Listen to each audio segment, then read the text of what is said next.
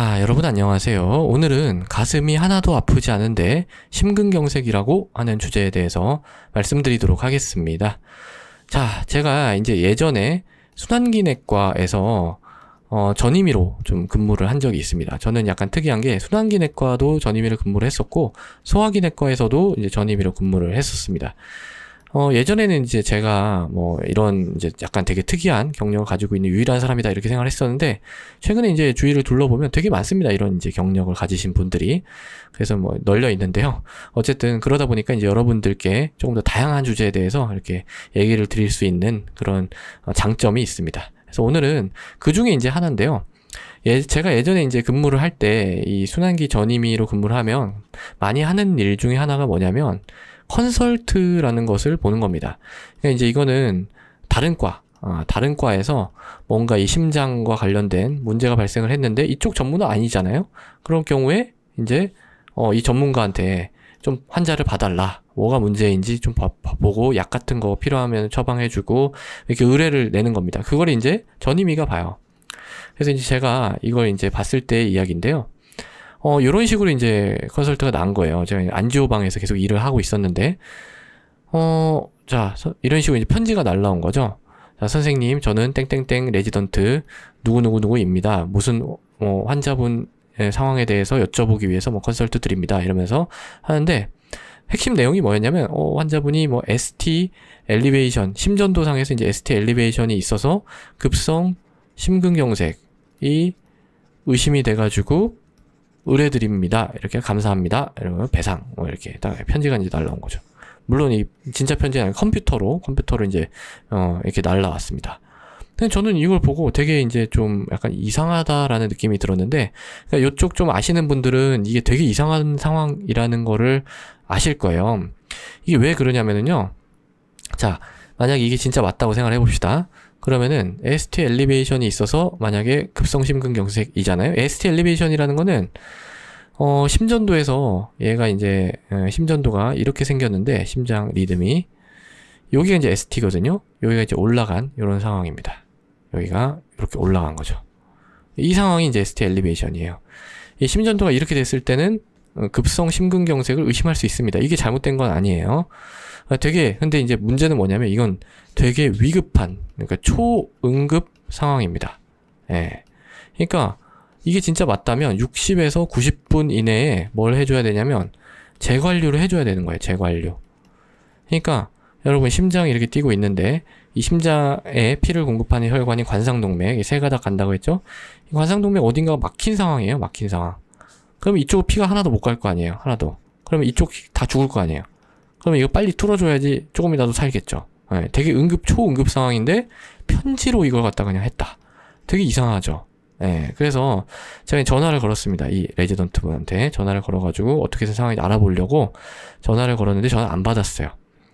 그래서 이제 어떻게 할까 좀 더 기다려볼까 고민을 하다가, 기다리면 안 되는 상황이죠. 왜냐면 이게 진짜 맞다면 초응급 상황이라면 바로 뭔가 조치를 취해야 되기 때문에 제가 이걸 안 봤으면 어쩔 수 없겠지만 본 상황에서 기다릴 수가 없죠. 그래서 이제 병동으로 올라갔습니다. 병동으로 올라가서 간호사한테 이제 어디 계시냐 해가지고 무슨 병실에 계신다 해가지고 그 병실을 딱 열고 들어갔더니 어떤 상황이 펼쳐져 있었는지 말씀을 드리면, 이 환자분이 되게 여러 명의 지인들과 함께 즐겁게 이야기를 나누시면서 과일을 드시고 계셨습니다. 예, 이런 상황이었습니다. 이걸 딱 보고 저는 이거는 아니구나 이렇게 바로 생각을 할 수가 있었습니다. 예. 자, 여러분, 그 심근경색이라는 거는 제가 아까 말씀드렸다시피 다 막힌 거예요. 다 막혀가지고 피가 안 가고 심장이 막 죽어나가고 있는 상황인데, 이런 상황에서 이런 게 가능할까요? 여러 지인들과 즐겁게 이야기를 하면서 과일을 먹는 상황이 가능할까요? 예, 많이 어렵습니다. 예. 그러니까 심근경색이 나타나면 일단은 흉통이 되게 극심하게 일단 나타납니다. 극심한 흉통. 그리고 이제 때에 따라서는 극심한 흉통이 아니라 무슨 식은땀이 극심하게 날 수도 있고, 다른 증상이 나타날 수도 있어. 어지러울 수도 있고, 쓰러질 수도 있고, 되게 다양한데, 이런 거는 매우 어렵다는 거죠. 즐겁게 이야기를 하면서 과일을 먹는 거. 물론 이제 이렇게 얘기하시는 분들이 있을 수 있어요. 사일런트 이스케미아 요거일 때는 가능하지 않느냐. 그러니까 이게 무슨 말이냐면은 조용하게 그 심근이 손상되는 거예요. 이렇게 이제 됐는데 조용하게, 그러니까 뭐 증상이 별로 없이. 그런 건 이제 가능하긴 한데요. 어떤 환자에서 가능하냐면 당뇨 환자. 왜냐면은 이 당뇨 환자에서 신경병증이라는 게 생기잖아요. 제가 이거는 당뇨 편에서 되게 여러 번 설명을 드렸습니다.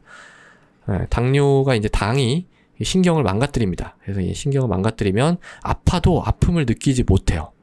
이런 상황이 되는 겁니다. 그러면은 이런 흉통이라든지 식은땀 나는 이런 상황이 없을 수도 있습니다. 되게 위험하죠. 그래서 이제 당뇨 환자 더 위험하다 이렇게 얘기를 하는 거예요. 그러다 이제 갑자기 넘어가거든요. 근데 아무리 그렇다고 해도 이렇게 여기서 포인트는 즐겁게 이건 되게 어려운 일입니다. 왜냐하면은 뭔가 몸에서 문제가 일어나고 있기 때문에 설사 증상이 없다고 할지라도 몸이 뭔가 이상해요. 이렇게 즐겁게 이야기를 하면서 아무렇지도 않게 과일을 먹는다는 거는 이 사일런트 이스케미아라고 하더라도 매우 이상한 일입니다. 그래서 여기서 이제 말씀드리고 싶은 그런 주제가 좀 여러 개가 있는데, 그 중에 또 이제 하나가 뭐냐면, 이 ST, 그럼 2분에서 ST 이렇게 즐겁게 먹는 사람에서 ST는 왜 올라갔을까요? 이 올라간 원인이 꼭 급성 심근경색 때문은 아니었을 수가 있다라는 거죠. 되게 여러 가지 원인이 가능합니다. 이 15가지 정도가 돼요. 사실 더 뽑을 수도 있는데, 간출인 겁니다. 이것도. 그 중에서 이제 이것만 본 겁니다. 이거. 그러니까 급성 심근손상. 요것만 이제 보는 거예요. 사람들이. 그러면 이제 문제가 있죠. 다 여러 가지를 이제 볼 필요가 있습니다. 그리고 또 이제 이 환자분 같은 경우에는 뭐 어떤 상황이었냐면은 예전에 이 심전도가 다 있었어요. 예전에 이제 심전도가 다 있었는데 1년 전에도 이 똑같은 이 ST 올라간 이 상황이 똑같이 있었고, 2년 전 또 5년 전에도 다 똑같았어요. 그러면은 이 다 똑같은 상황이면 5년 동안 이분이 뭐 심근경색이 있었던 상황일까요? 그럴 가능성은 별로 없겠죠.